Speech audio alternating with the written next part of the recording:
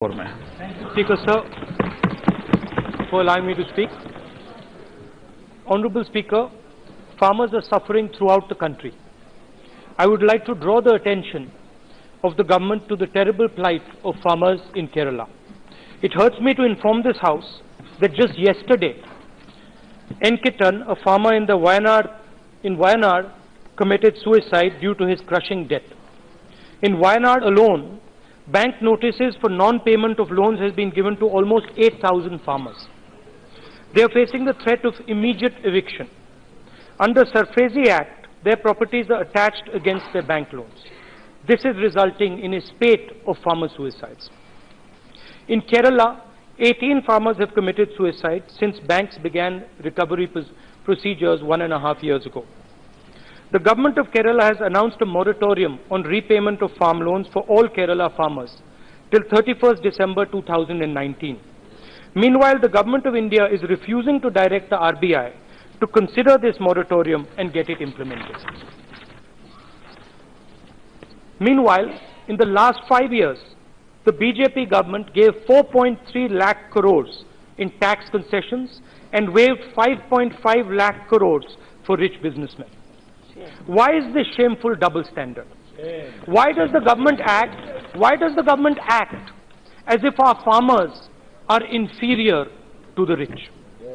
I was sad to see that no concrete step was taken in this budget to provide relief to farmers. I would like to request the central government to direct the RBI to consider the moratorium declared by the Kerala government and ensure that the banks don't threaten the farmers with recovery notices. The Prime Minister also made certain commitments 5 years ago to the farmers of this country on prices, on farm loans, on other issues. नहीं बोल रहा हूँ, खत्म कर रहा हूँ sir, खत्म कर रहा हूँ। एंड आपने जो बात रख दी जरूर, कुछ नहीं बोल रहा हूँ, जवाब दे रहा हूँ, इनका जवाब दे रहा हूँ। आप there is a terrible situation of farmers in this country. The Prime Minister has made commitments to these farmers. So I would request the Government of India to fulfill these commitments. Thank you. माननीय रक्षा मंत्री जी। माननीय अध्यक्ष जी, मैं ये कहना चाहूंगा कि यहां तक किसानों की स्थिति का प्रश्न है, यह साल 2 साल 4 5 साल के अंदर ही किसानों की दयनीय स्थिति नहीं हुई है। लंबे समय तक जिन लोगों ने सरकार चलाई है, किसानों की दयनीय स्थिति के लिए वे लोग जिम्मेदार हैं। लेकिन मैं कहना चाहता हूं, जब से श्री नरेंद्र मोदी जी के नेतृत्व में यहां पर सरकार बनी है, बराबर किसानों की आमदनी को दोगुना करने के लिए उनके द्वारा प्रयत्न किए जा रहे हैं। और मैं पूरे विश्वास के साथ और दावे के साथ कह सकता हूं अध्यक्ष महोदय कि जितना मिनिमम सपोर्ट प्राइस 5 वर्षों के अंदर हमारे प्रधानमंत्री ने बढ़ाने का काम किया है, आजाद भारत के इतिहास में किसी भी सरकार ने मिनिमम सपोर्ट प्राइस को नहीं बढ़ाई है। इतना ही नहीं, बल्कि किसान मानधन योजना के अंतर्गत सारे किसानों को चाहे उनके पास कितनी भी जमीन क्यों न हो, 6,000 रुपया की धनराशि देने का जो निर्णय हम लोगों ने किया, उसे हम लोगों ने लागू भी किया।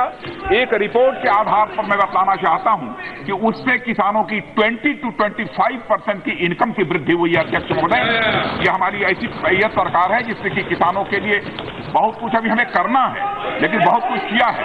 और सबसे ज्यादा सुसाइड भी किसानों ने की है, तो इससे पहले की है अध्यक्ष महोदय। लेकिन 5 वर्षों के अंदर सुसाइड का नंबर मैं दावे के साथ कह सकता हूं कि कम हुआ। माननीय सदस्य प्लीज माननीय सदस्य प्लीज माननीय सदस्य प्लीज सिट डाउन माननीय सदस्य प्लीज।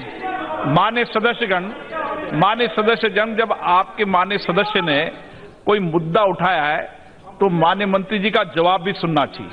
मैंने आउट ऑफ टर्न परमिशन दिए तो आपको जवाब भी सुनना चाहिए। ये तरीका ठीक नहीं है, आपको जवाब सुनना चाहिए। माननीय सदस्यों, नियम 3 के अधीन मामलों को सभा पटल पर रखा जाए। जो सदस्य 20 मिनट तक सभा पटल पर रख सकते हैं, उनके